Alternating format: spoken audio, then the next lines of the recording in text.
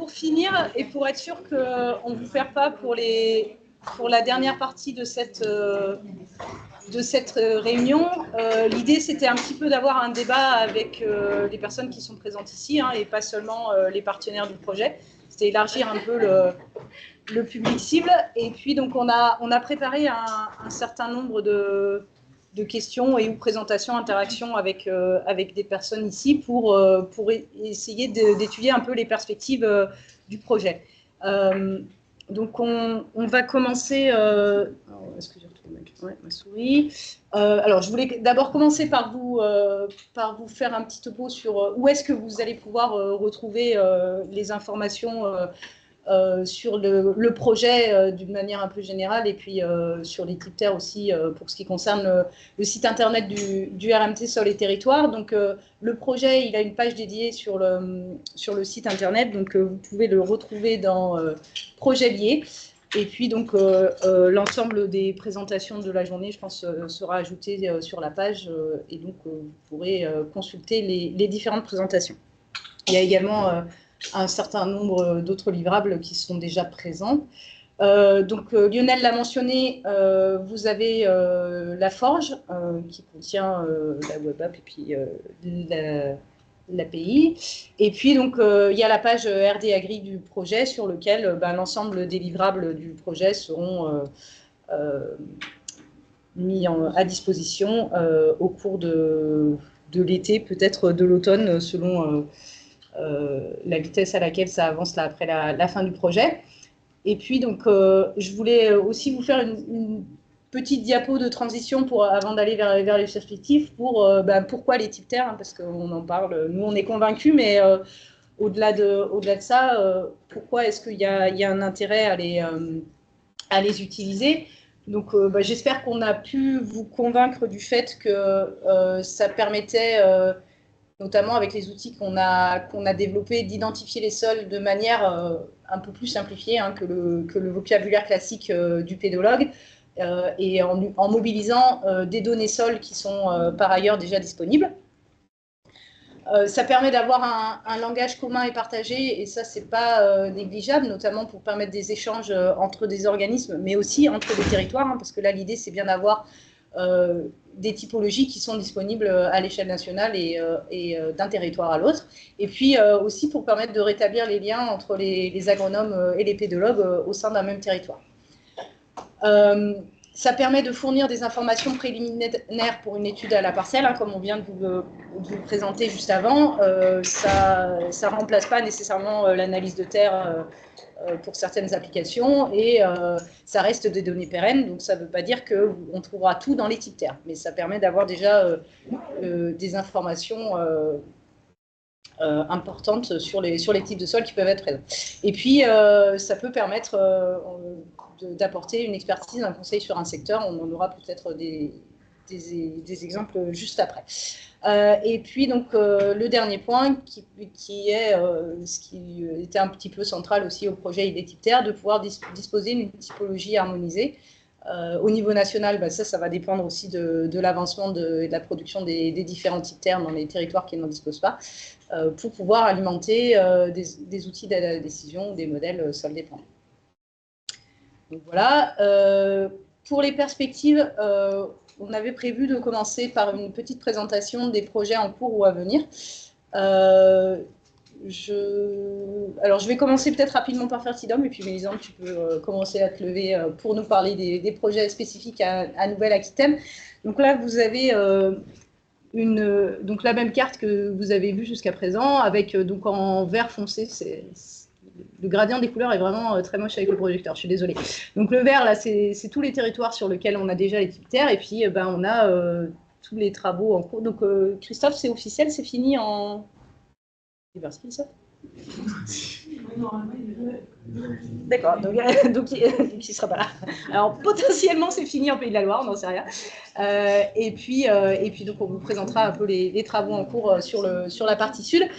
Mais je voulais d'abord commencer par parler du projet CASDAR Fertidom, donc qui est pour tester donc, des outils de fertilisation donc aux Antilles et à La Réunion. et donc dans le cadre duquel ils se sont attelés à développer donc, les types terres sur ces territoires. Donc apparemment sur la Réunion, ça a bien commencé. Je ne sais pas si tu as des informations aux Antilles. Le seul problème pour la Réunion, c'est qu'il n'y a pas de format données de sol, donc je pense qu'ils vont adapter un peu la méthode. D'accord, ok. Donc voilà pour ce qui concerne l'ultramarin. Et puis donc pour la Nouvelle-Aquitaine, je vais laisser la parole à Alexandre. Donc, du coup, en Nouvelle-Aquitaine, on avait déjà des projets, des types terres disponibles, donc on a dit 79,86. Et bon, étant persuadé que voilà, les types terres avaient leur utilité, on a présenté l'outil et le projet type terre aux conseillers des 12 départements. Et donc, ils ont validé qu'ils aimeraient en effet avoir ces types de typologies. Donc, on a commencé à chercher des financements pour l'étendre à l'ensemble des 12 départements de Nouvelle-Aquitaine. Le premier, on a obtenu un financement IGCS qui s'appelle Dynamite Sol, qui concerne les départements 17, 24, 33. Donc ça, on est sur un petit financement. Donc du coup, on est sur la création majoritairement des types terres sur ces départements, avec un petit peu de diffusion, mais c'est légère. Et après, on a déposé un projet CASDAR Diplodocus, qui a une plus grosse envergure, et qui vise à la fois la création des types terres, donc pour certains départements qui ne les ont pas. Alors, en entier tous les projets. On a donc du coup, comme j'ai dit, les 17, 33, 24 sur Dynamite Sol, et puis le reste des départements de Nouvelle-Aquitaine sur Diplodocus. Plus on a intégré d'autres départements, donc un en Occitanie, en Ariège, et 3 donc du coup en Nora. Sachant que le 38, vous en avez déjà, mais c'était pour compléter ceux qui n'étaient pas encore disponibles. Et du coup, après, l'objectif, c'est que c'est vraiment des projets de création et surtout de diffusion. On avait décidé de se centrer vraiment sur une action. Alors, il y a une action 2 qui est déjà un peu de diffusion, mais vraiment une action 3 pour promouvoir les typologies de terre à travers des cas concrets, des exemples de cas d'utilisation concrets. Donc, on a trois sous-actions qui ont été définies. Des cartographies d'exploitation cartographie des sols d'exploitation agricole dans les lycées agricoles, donc pour mettre à contribution encore une fois les élèves des lycées agricoles au niveau de l'utilisation de la clé type terre pour à la fois avoir de faire à la fois une présentation des sols générale et de lier ça avec une présentation de type terre et une utilisation des clés avec une partie terrain où ils pourront mettre en pratique cette clé, en cartographiant bien les sols de leur exploitation du lycée. Ensuite, on a une deuxième sous-action qui était la cartographie des sols dans le cadre d'une aire d'alimentation de captage. Donc vraiment un outil pour définir le potentiel des sols et adopter des nouvelles pratiques agricoles. Et puis un troisième cas de tâche, de sous-action, c'était l'intégration des types terres pour le diagnostic agrivoltaïque, pour conduire encore une fois une expertise des sols, des potentialités de sols. Voilà. Donc on est vraiment sur, pour bien situer, on a le Dynamite Sol, c'est un petit projet pour commencer la création de 3 départements, et Diplodocus qui vise vraiment à aller plus loin et aller vraiment sur l'utilisation des types terres et de vraiment définir les cas concrets d'utilisation qui vont pouvoir s'appliquer. Il y a des questions sur l'un ou des deux projets. Dynamite a démarré, pardon, oui. Alors Dynamite, donc Dynamite Sol démarre en septembre. Et Diplodocus, c'était l'appel à projet déposé en février à la démultiplication CASDAR, dont on attend les réponses d'appel à projet en juillet. Voilà, pour l'été. Juste une question, c'est quoi les autres actions qui accompagnent l'action 3? Les autres actions, les actions 1 et 2. Bah, du coup, l'action 1, c'est vraiment sur la création. Donc, on reprend, comme on est sur démultiplication, on démultiplie la méthode de création des types terres pour les départements donc, qui ne l'ont pas. Et l'action 3, en fait, on est entre la création de la clé et le début des échanges avec les conseillers. On est sur des actions sur le terrain avec... on a une partie conseiller et une partie agriculteur. On commence sur la diffusion des connaissances. Vraiment, on a déjà créé nos clés, nos types terres, on a créé nos clés, mais on va les confirmer avec les conseillers. Et après que ça s'est fait, on va faire des journées thématiques avec les agriculteurs pour leur présenter le projet TIPTER, ce type de typologie et comment eux ils pourraient y avoir accès. Avec du sol aussi, une partie sol au plus niveau ceux qui font leur dossier d'installation. Oui. Leur dossier d'installation. Qu'ils soient sensibilisés aussi sur les sols. Oui, c'est Joël, c'est toi. Joël ne se sentait pas concerné. On a aussi une sous-tâche qui est menée par Arvalis, encore une fois, sur l'adéquation entre les bases de données TIPTER et bases de données Arvalis. Est-ce qu'il y a d'autres questions pour Mélisande?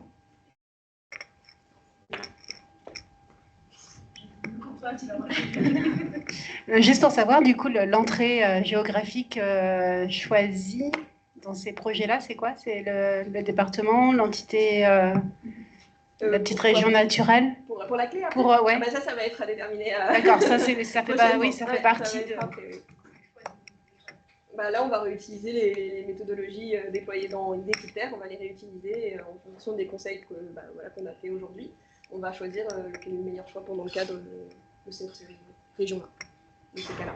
Voilà. Peut-être la région naturelle. Du coup, on a compris que la région naturelle était...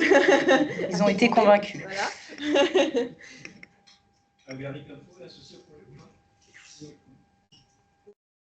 Donc Agaric, alors je ne sais pas pourquoi s'il y a un sens à la question ou un but, mais voilà, Agaric est associé au projet parce qu'on travaille bien ensemble et on veut travailler toujours avec eux. Et ils sont associés en tant que prestataire de service, c'était le mode de financement le plus facile dans le cadre de ce projet. On disait, c'est vraiment pour... comme ça offre aussi un financement pour la API pour les 3 prochaines années. Voilà, on a budgété dans le projet pour le mettre à disposition, l'API, dans le cadre de ce projet. Est-ce qu'il y a d'autres questions? Non, c'est bon. Merci Mélisande.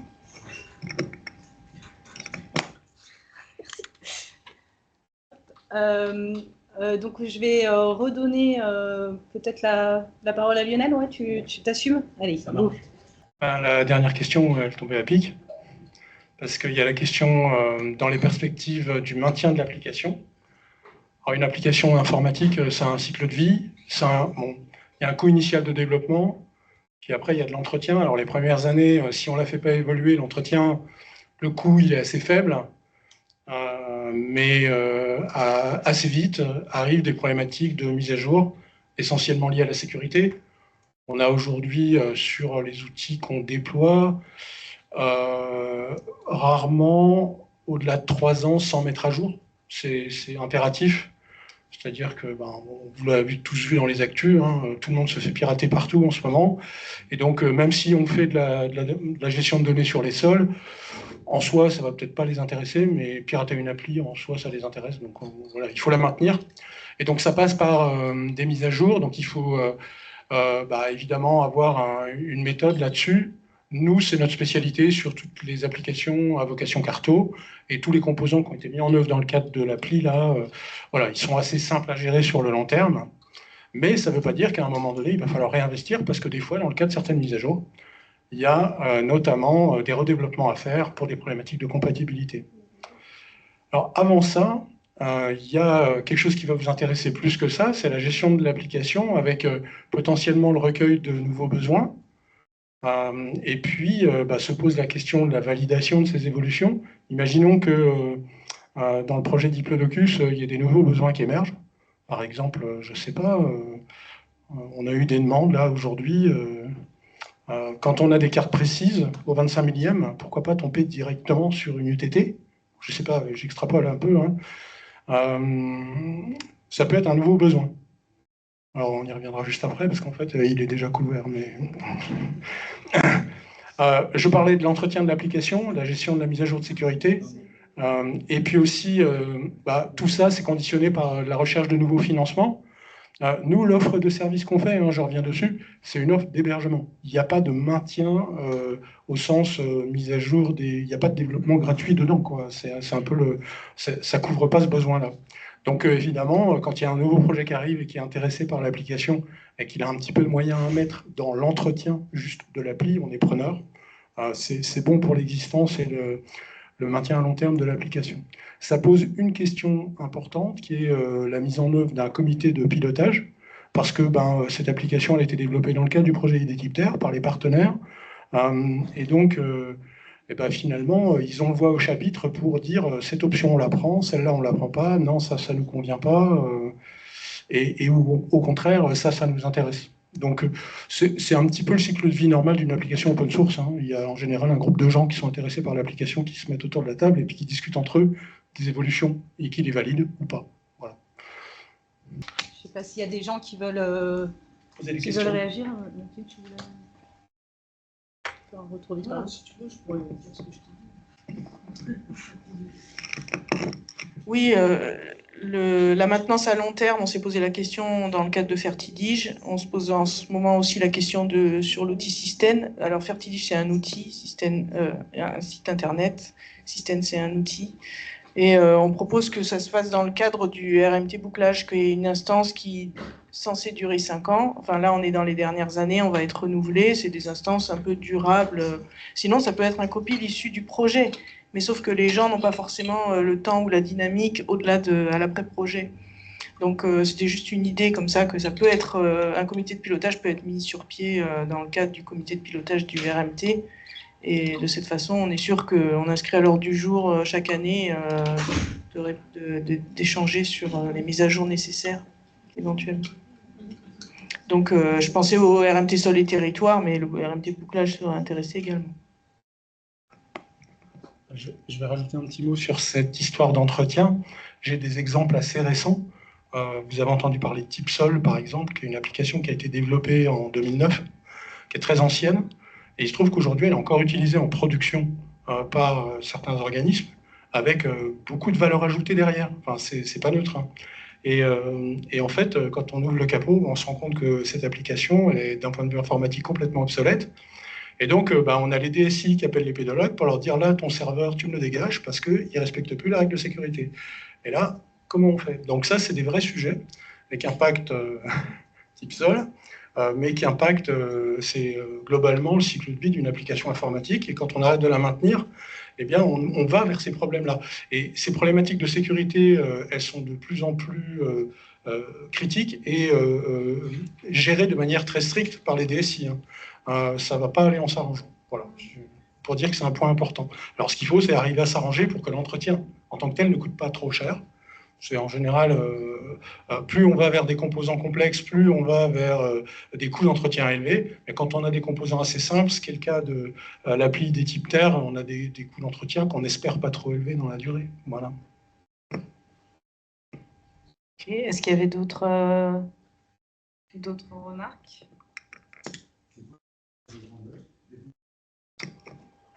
C'est très théorique, l'ordre de grandeur du coût d'entretien d'une application informatique.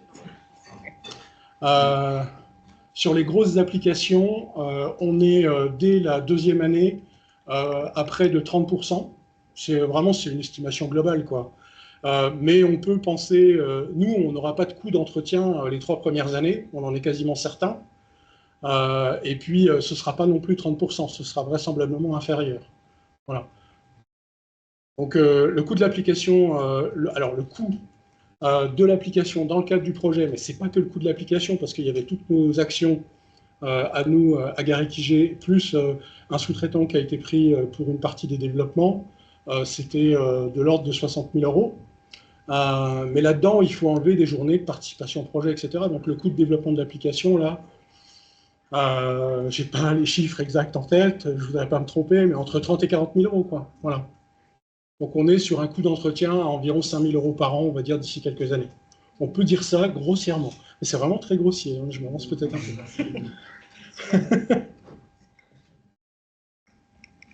Est-ce qu'il y a d'autres réactions? Ok. Du coup, je vous propose qu'on continue.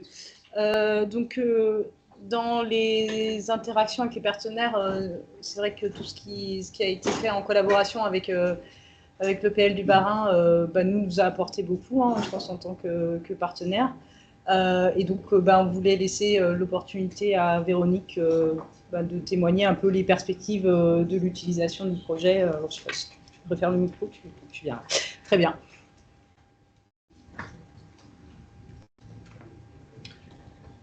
Alors, l'établissement d'Aubernay a participé à ce projet dans le réseautage RMT sur les territoires, par l'intermédiaire de Joël, qu'on a mis en relation avec Jean, etc.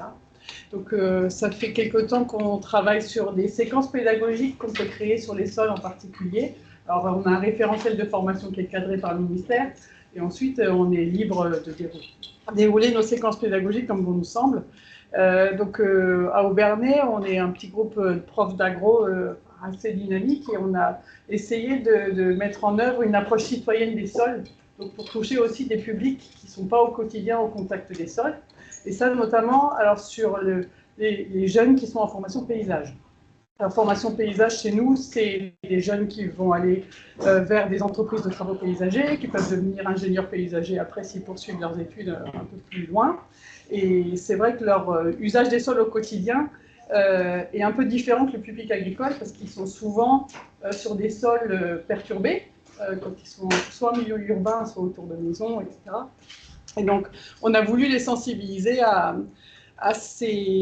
au sol avec un aspect un peu plus naturel. Donc, on a en gros sous la main aujourd'hui 3 séquences pédagogiques qu'on va aussi mettre en relation avec l'inspection, parce que c'est eux qui diffusent après dans les différents établissements. Et donc, travailler avec eux l'année prochaine. On a déjà fait ça aussi avec des petits secondes, qui sont des tout jeunes dans notre établissement. Et puis, dans les lycées agricoles, on a aussi des centres de formation pour adultes. Donc là, on va toucher soit des adultes en reconversion, soit des personnes qui n'ont pas le diplôme nécessaire pour s'installer en agriculture. Et donc là, la proposition, c'est de travailler avec ce public-là aussi. Alors, on va retrouver ce public à 2 endroits. On peut les retrouver en chambre, parce que les chambres d'agriculture proposent aussi ce type de formation. Et nous, on le fait aussi dans le cadre des activités du centre de formation pour adultes, qui sont les CFPPA dans les établissements. Et après, point de suspension.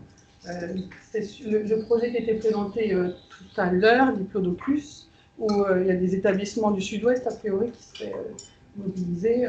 Voilà. Alors, on a parti avec Joël, on discutait du possible maillage qu'il peut y avoir entre ce qu'on a fait nous, ce qu'ils vont faire eux, et pouvoir travailler en réseau dans le cadre du RMT. Pour nous, c'est possible. Les zones a commencé à écrire une copie, ouais, alors,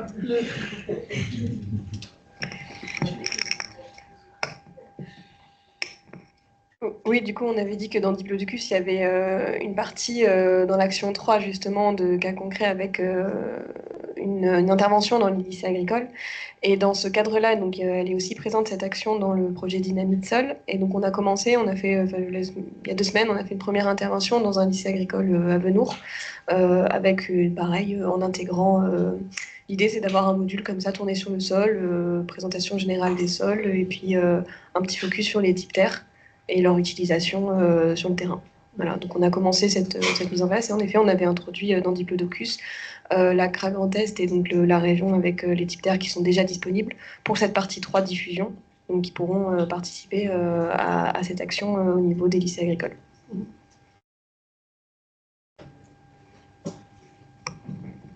Je prends note dans le cadre du RMT Sol et Territoire pour la question de la formation, pour mettre en lien un peu tout ça, et notamment le travail sur les séquences pédagogiques qui a été fait à Aubernay. Là, sur cette diapo-là, ce qu'on voulait discuter un petit peu, c'était, là, on vous a montré des cas un peu théoriques d'intégration des types terres dans des outils d'aide à la décision agronomique, ou de potentielles autres applications, comme l'a mentionné notamment Mélisande. On voulait peut-être vous partager un premier retour d'expérience sur des intégrations qu'on espère réussies. Donc, je vais demander à Laure de venir nous présenter un petit peu ce qui a été fait dans le cadre de Soled, et puis après, on reviendra un petit peu pour discuter d'autres potentielles intégrations. Tu veux le micro Non, en fait, je vais tout passer. J'avais oublié qu'il y avait une animation sur du coup, je vais déjà vous expliquer ce que c'est Soled. Soled, en fait, en Bretagne, on a d'abord eu un premier projet qui s'appelait le projet MH, qui a eu lieu entre 2010 et 2015, pour acquérir des références sur la minéralisation des sols en Bretagne.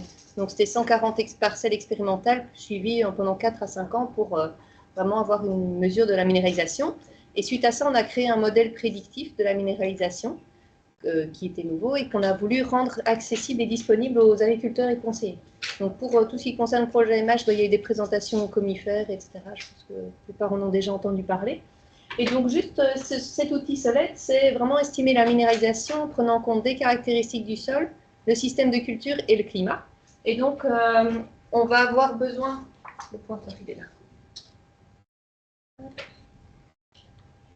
On va avoir besoin de propriétés du sol, de l'horizon de surface. Donc on s'est rendu compte que, comme pour les modèles qui ont été présentés tout à l'heure, on avait vraiment besoin de ces caractéristiques de surface pour avoir une bonne prédiction avec nos modèles. Donc on a une analyse de sol qui est renseignée. On a tout ce qui vient du système de culture qui est renseigné par l'agriculteur. Donc c'est les rotations, les apports d'effluents. Donc c'est des choses qu'on renseigne habituellement quand on fait une estimation de minéralisation.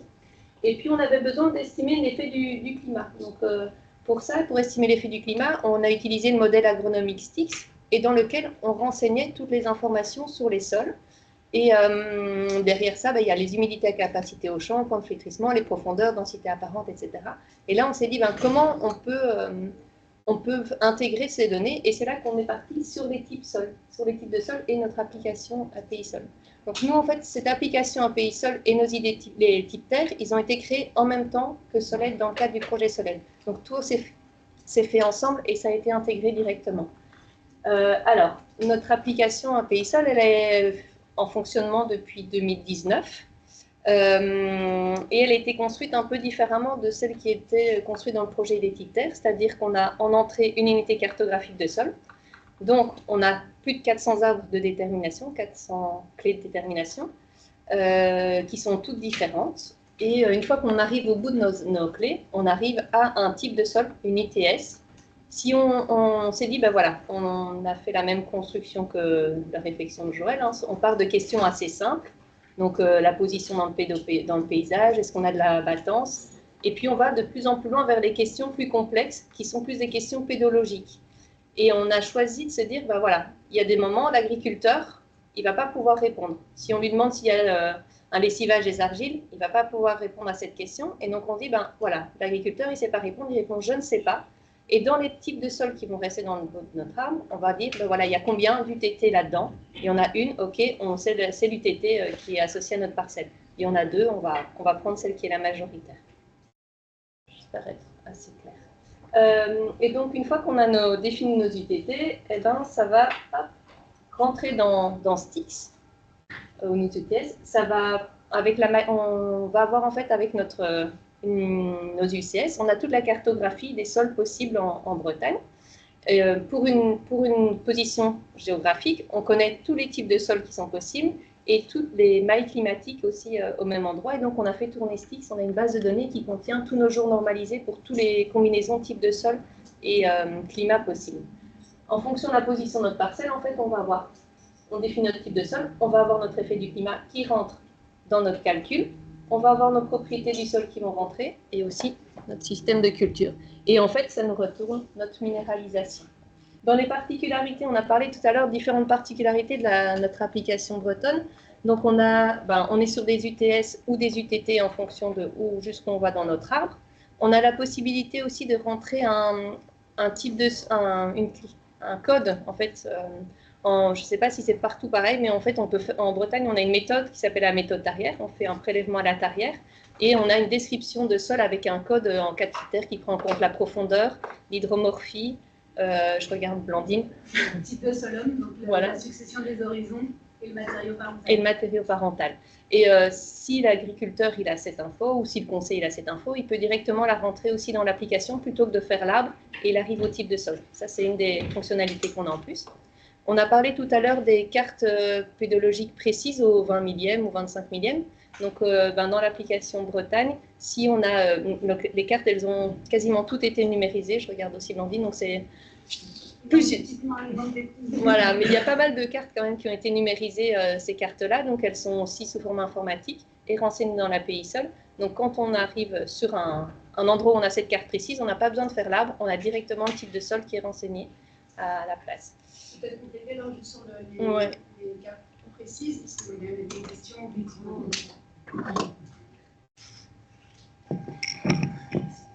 Juste sur les cartes précises, en fait, on avait, comme vous avez tous dans les différentes régions, un certain nombre de cartes localisées mais précises.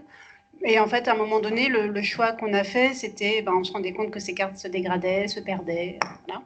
Ça a été de les sauvegarder, déjà de les numériser. On obtenait une image. Après, de les vectoriser. Et l'étape d'après, c'était, ça s'est fait à peu près en même temps que le RRP.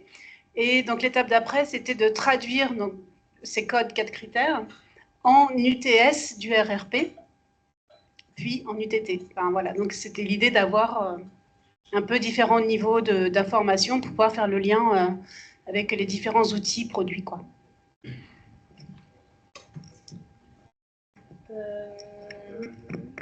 Je vous ai pas précisé, mais ces projets-là, Soled, c'était réalisé en partenariat Chambre d'agriculture, l'Institut Agro et l'INRAE. Et donc, on a aussi eu toute une phase de co-conception des clés de détermination entre pédologues et agronomes. On a fait des allers-retours, on a eu des tests plutôt de conseillers, on a aussi quelques tests sur le terrain par un stagiaire, etc. Donc, on a aussi toutes ces phases d'évaluation en amont. Par rapport aux fonctions de pédotransfert, c'était un sujet aussi, hein, les estimations des humidités et capacités au champ, points de flétrissement et tout. Donc là, on est parti plutôt sur des références locales. Donc je regarde pareil Blandine parce que c'était acquis notamment dans le cadre d'un stage qu'elle avait encadré. Alors, cette application Soled, elle demande une connexion, donc il y a besoin de s'inscrire pour pouvoir accéder, parce qu'après, il y a quand même le parcellaire de l'agriculteur, il y a des caractéristiques sur leur système de culture, etc., toutes des données, on parlait d'RGPD tout à l'heure, donc là, il y a un consentement, il y a des conditions générales d'utilisation et tout ça qui sont assignées. Donc l'application API Sol, elle est intégrée directement dans Soled, mais elle est aussi disponible en libre accès sur Sol de Bretagne. Donc voilà, en fonction du public, si on a un agriculteur, on veut faire notre calcul minéralisation, on peut le faire via Soled. Si on veut juste consulter ou définir le type de sol, tout le monde y a accès via Sol de Bretagne. On parlait mise à jour, donc je me suis noté des points, hein, tout ce qu'on a eu depuis 2019. Donc nous, notre application a été finalisée en 2019, on est en 2024. Donc, on avait des alertes de la DNSI, attention, alerte sécurité, etc. Bientôt, on va débrancher le serveur, comme Lionel disait. Enfin, pas à ce point-là, mais quand même. Et donc, on s'est dit, voilà, on a une mise à jour à faire de notre application. Il y a le projet ID type terre qui se termine. Donc, on a fait le choix de monter de version et de se remettre dans l'application commune ID type terre. Je ne sais pas comment l'appeler. Mais voilà, en ajoutant quand même les fonctionnalités qu'on avait avant, c'est-à-dire les cartes précises, le code spécifique 4 critères là pour la Bretagne en arrière, et d'avoir la possibilité de s'arrêter dans l'arbre pour choisir une UTT plutôt qu'une UTS. Et donc ça, c'est en cours de développement, on est en phase de test, donc je regarde Lionel, mais normalement ça sera très bientôt.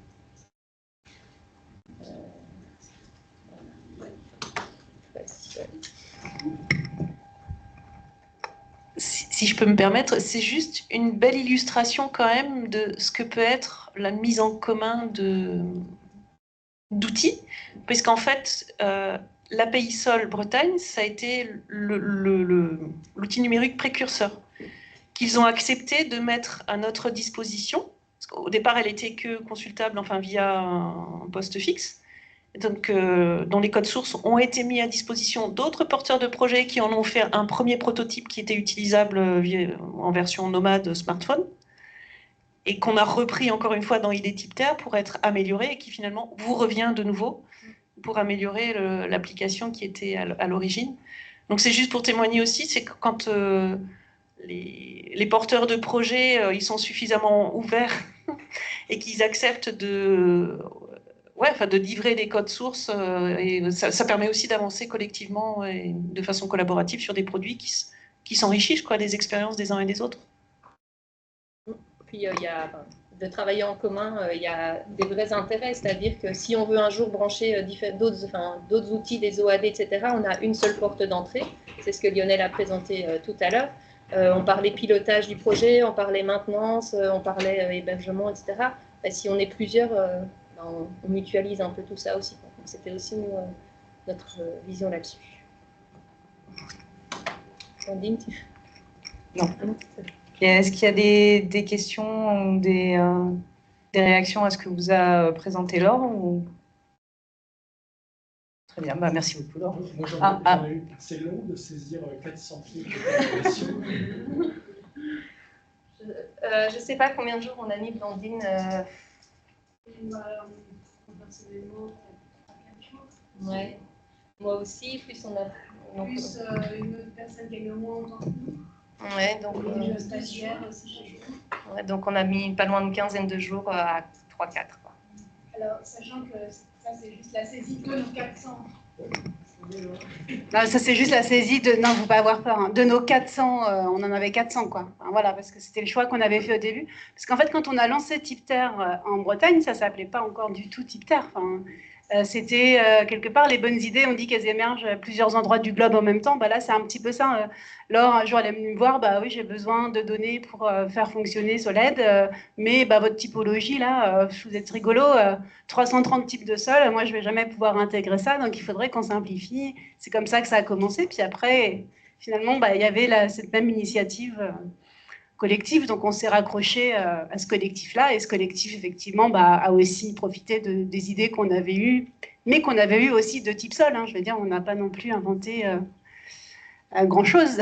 Donc voilà, c'est avant Soled, avant Sol de Bretagne, avant idée type terre, il y avait aussi type sol, quoi. Voilà, et qu'est-ce que je voulais dire ? 15 jours, c'était... Oui, voilà, c'est ça. Donc 15 jours pour la saisie, sachant qu'on avait... alors on en a profité aussi pour faire un petit peu des adaptations sur certaines clés.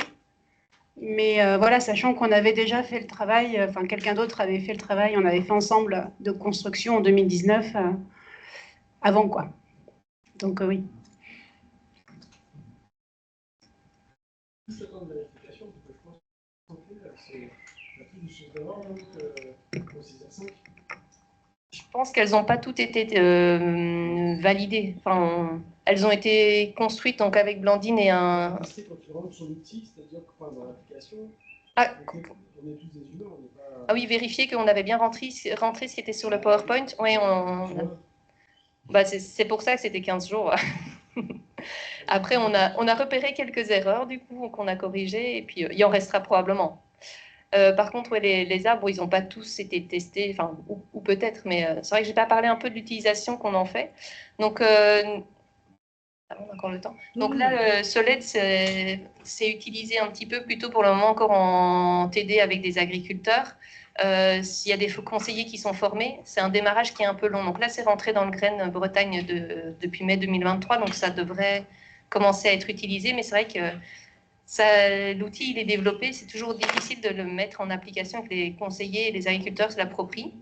L'API Sol, on y fait référence dès qu'on peut, donc au niveau champ d'agriculture, les réunions d'équipe, les réunions de service, les formations aussi qu'on fait. Donc on essaie de faire référence. C'est difficile d'avoir une vision des utilisateurs réellement. Moi, je sais que j'ai à peu près une centaine d'inscrits sur Soled. Je ne pense pas qu'il y ait 100 utilisateurs actifs. Il y a plein de comptes tests aussi, Lionel. Et puis, par contre, sur l'API Sol, via Sol de Bretagne, comme c'est en accès libre, on n'a pas de notion. J'ai de temps en temps des collègues qui m'appellent « Ah, j'ai besoin de connaître les types de sol », alors je les renvoie toujours vers l'API Sol, et puis après, ils me disent « Super, c'est ça que j'avais besoin ». Donc, mais voilà. Ce genre d'outil, oui, libre, en fait, on s'en rend compte que c'est utilisé quand ça plante. Voilà, bah, on reçoit, bah, tiens, j'arrive plus à accéder. Enfin, voilà, on s'en rend compte comme ça, en fait. C'est vrai qu'on ne tient pas forcément non plus à jour pour les consultations. Ouais. Je voulais savoir si en Bretagne, vous aviez activé l'option rétrodata.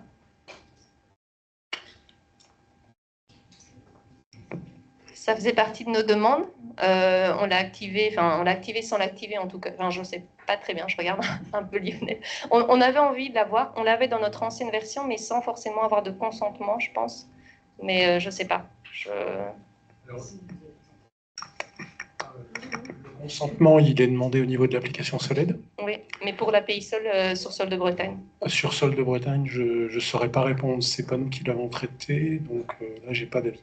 Mais en tout cas, ce que vous avez en base de données à un moment donné, c'est tous les logs avec les coordonnées géographiques et la référence au type de sol qui a été désigné via l'API Sol.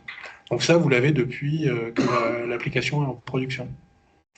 La question qu'il faudrait se poser, c'est qu'est-ce qu'on fait de ça? Comment on l'analyse?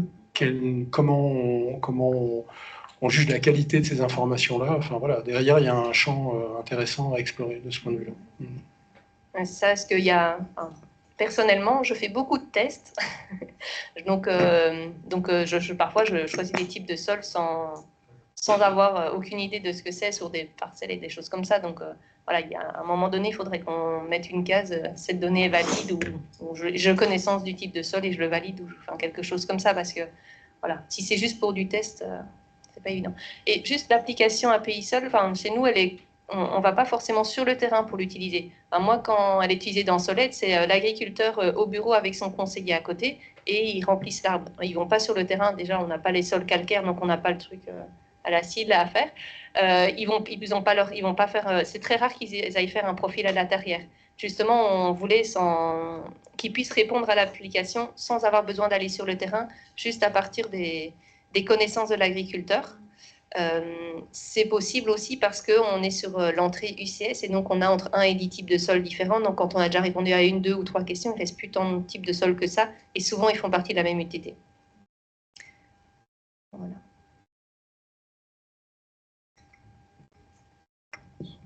Merci beaucoup Laure pour ce témoignage.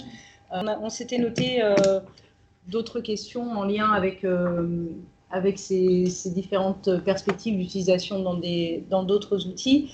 Il y avait notamment l'intégration de l'API Sol dans mes parcelles. Alors là, je vais peut-être laisser mes collègues des chambres reprendre la parole. Je sais qu'il y avait des choses en cours, notamment avec des notes de cadrage et d'opportunité, mais du coup, Laure... non, attends, je te mets le micro.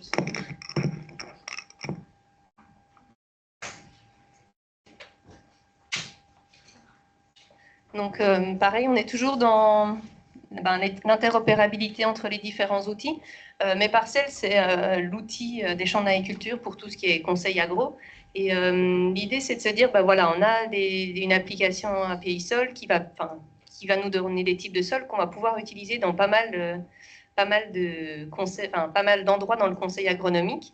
Et on souhaiterait faire ce lien entre mes parcelles et l'application API Sol. C'est une demande qu'on a déjà fait en 2018. Ça prend du temps. On a fait une première note d'opportunité. À un moment donné, on y a cru. C'était rentré dans leur cahier des charges pour l'année 2023-2024. Je ne sais plus, ça a disparu. Donc là, la procédure a changé. Donc on doit refaire une nouvelle note. Mais on s'est dit avec Joël que ça valait quand même le coup parce que voilà, avoir les outils connectés entre eux, de ne pas avoir de double saisie, triple saisie, quadruple saisie, c'est un gain de temps pour tout le monde et ça aussi encourage à l'utilisation.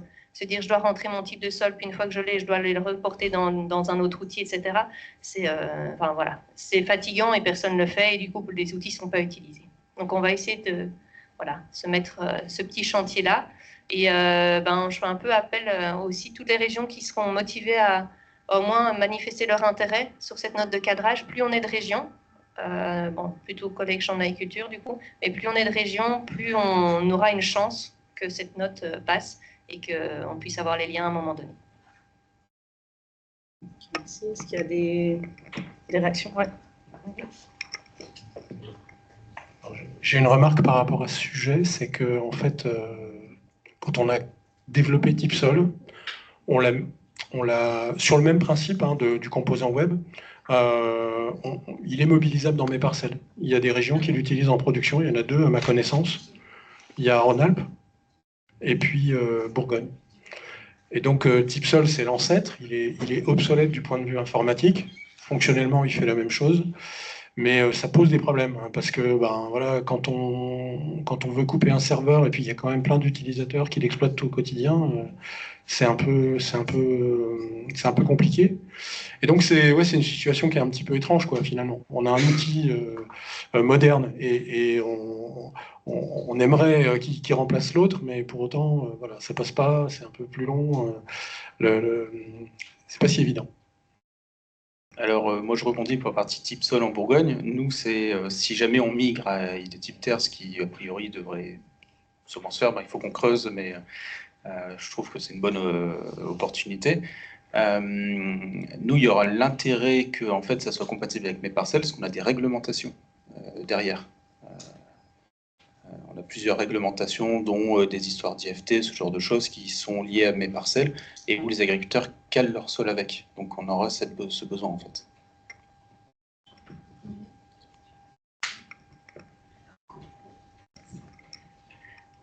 On retombe là sur la question importante des correspondances. Donc, dans votre mes parcelles en Bourgogne, je ne sais pas sur quelle liste de sol vous vous appuyez. En Alsace, nous, dans mes parcelles, c'est la liste sol graines. Et donc, dans notre travail, enfin, une étape importante qui était un besoin utilisateur qui a été exprimé, c'est OK, les types terres, ça nous intéresse. Mais il faut absolument que dans l'application, il y ait une mise en correspondance entre les unités type terre et la liste sol graines. Et donc ce travail-là, on l'a entamé, parce qu'effectivement, c'est absolument incontournable. Et dans mes parcelles, enfin Lionel, tu pourras me corriger, mais je crois qu'il y a de toute façon la possibilité, quand on qualifie un sol qui est ensuite rentré, enfin affecté à un îlot dans mes parcelles, on pourrait choisir de garder l'unité type terre ou par le biais de la correspondance, de réaffecter une autre liste de sols pour lequel on a fait ce travail de correspondance. Mais ce travail-là, il reste à faire. Et là, c'est vraiment à vous, à l'utilisateur de mes parcelles Bourgogne, de faire ce travail de correspondance.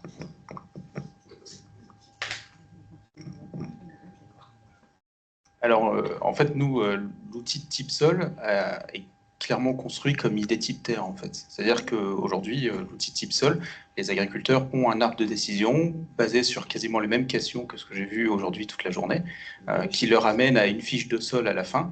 Et je pense qu'il y aura des changements, mais plutôt à la marge, en fait. Ça sera peut-être des regroupements.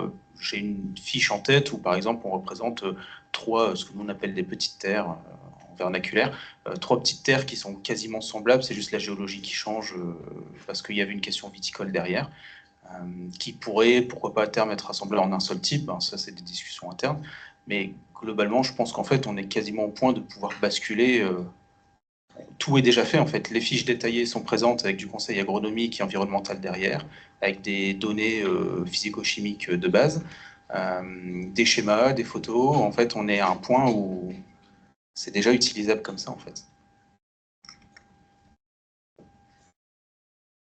Ok, merci. Est-ce que... Conversation parallèle.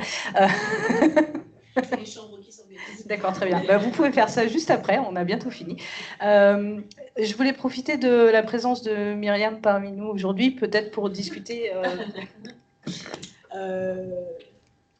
de l'intérêt possible des types terres dans des utilisations un peu plus larges que l'utilisation dans des outils de décision. Hein, je pense que c'était un peu aussi le sens de ta question ce matin. Est-ce que c'est que dans les outils ou est-ce qu'on peut en faire des utilisations dans le conseil? Donc c'est vrai qu'il y avait...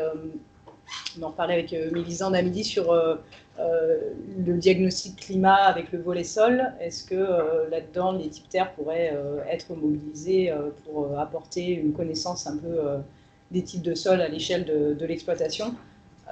Effectivement, c'est peut-être des choses qu'il faut qu'on essaie de pousser. Après, il y a toujours ce problème de la disponibilité sur une partie limitée encore du territoire, mais c'est vrai que... Bon. Ouais.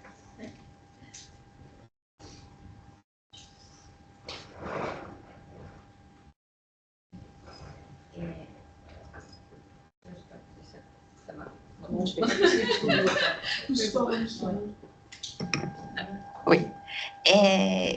Non, par rapport à les dispositifs, il vient d'être ouvert, bon, il y a 2 semaines, et c'est un dispositif d'accompagnement aux agriculteurs pour le climat. Mais comme tu viens de dire, il y a un parcours plus atténuation avec une partie sol, un parcours adaptation avec une partie sol et un parcours spécifique sur les sols.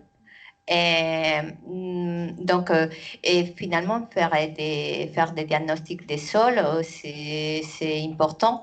Voilà, pour les conseils agronomiques, je ne vais pas vous dire ça, bien évidemment, c'est la base.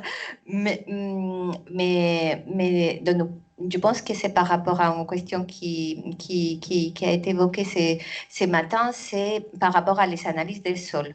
Et aujourd'hui, on parle beaucoup voilà, des diagnostics des sols, ils sont basés sur les analyses des sols, ce qui est tout à fait bien, parce qu'ils donnent beaucoup d'informations, mais comment l'articulation entre ces outils qui sont moins coûteux, parce que c'est identifier les sols, et qu'est-ce qu'on peut donner comme conseil sur la base de cet outil, et qu'est-ce qu'il ajoute, voilà, des analyses des sols, combien, voilà.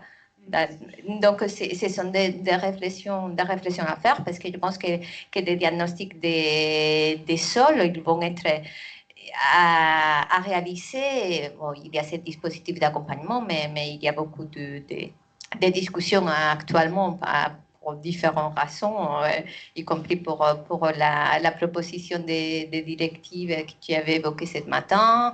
Donc, voilà, c'est de voir voilà, comment ces outils ils vont s'articuler avec les analyses des sols. C'est tout à fait intéressant. Et l'appropriation des conseillers tu vois, sur ces outils. Merci pour cette réaction. Est-ce qu'il y a des réponses? Non? Ok. Donc, ouais, dans les choses qu'on avait identifiées aussi, Mélisande l'a évoqué, une utilisation en préliminaire pour l'agrivoltaïsme. Donc ça, c'est aussi peut-être des choses sur lesquelles il faudra qu'on essaie de communiquer pour la place des types terres et la mobilisation des outils qui ont été développés dans le cadre du projet.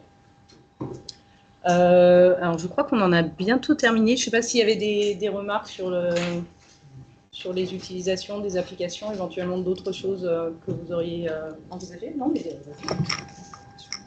je saute. Non, je pensais aussi à l'utilisation, à la qualification, pardon, de sites expérimentaux, tout simplement. Ce qu'on ne fait pas encore systématiquement. Voilà, c'est vraiment je vais dire, à déplorer quand même, parce que voilà. Pour les sites d'essai, avoir ne serait-ce ensuite que pour l'interprétation des résultats et la diffusion des résultats. Enfin, ne serait-ce, et surtout, d'ailleurs. Pour en revenir à ce que Myriam disait sur les analyses de terre, je pense que voilà, les types terres restent complémentaires pour contextualiser ces analyses et avoir un environnement dans lequel les interpréter. Très bien,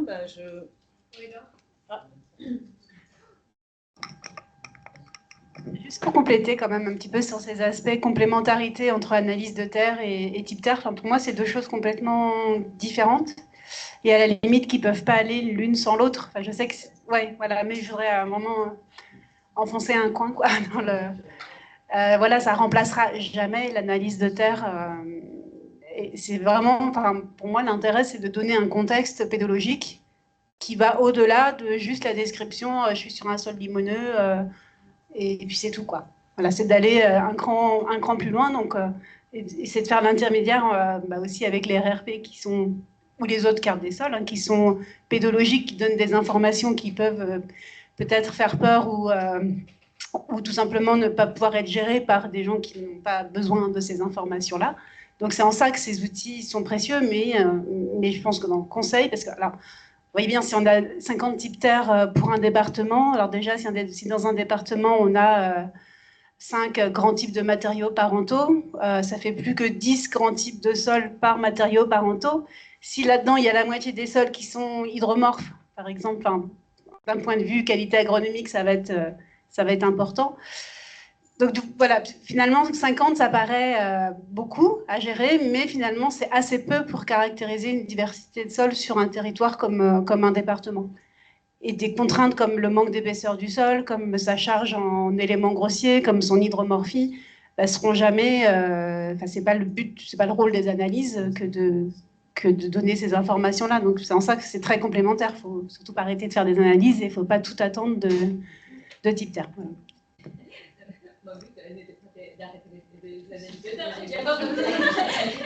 Non, mais c'est aussi important de contextualiser une analyse de terre en fonction du type de sol, parce qu'il y a des choses qu'on ne pourra pas attendre de certains types de sols de par leur propriété pérenne, quoi. Donc, voilà. Oui, Joël, j'arrive. Un intérêt que je vois aussi à massifier cette utilisation d'identification des parcelles ou des sites d'essai avec les types terres, c'est de pouvoir mettre en commun et élaborer soit des référentiels, et puis aussi sur un collectif d'agriculteurs, sur un territoire donné, si ensemble ils mettent en commun les observations qu'ils font et qui peuvent les rattacher à une même unité type terre, ça permet d'avoir suffisamment de données pour faire des traitements et avoir des bases plus solides pour des référentiels qui peuvent être utilisés ensuite pour le conseil, quoi. Je voulais juste vous remercier pour votre participation à la journée, remercier l'ensemble des partenaires du projet. Ça a été 3 ans et demi d'intenses travaux avec des périodes plus ou moins intenses que d'autres, mais voilà, on a quand même, je pense, rempli le contrat. Voilà, on a atteint les objectifs. Après, voilà, c'est pas complètement fini, il reste le compte rendu final. Hein, Madame Boufféa nous a bien dit qu'elle nous attendait.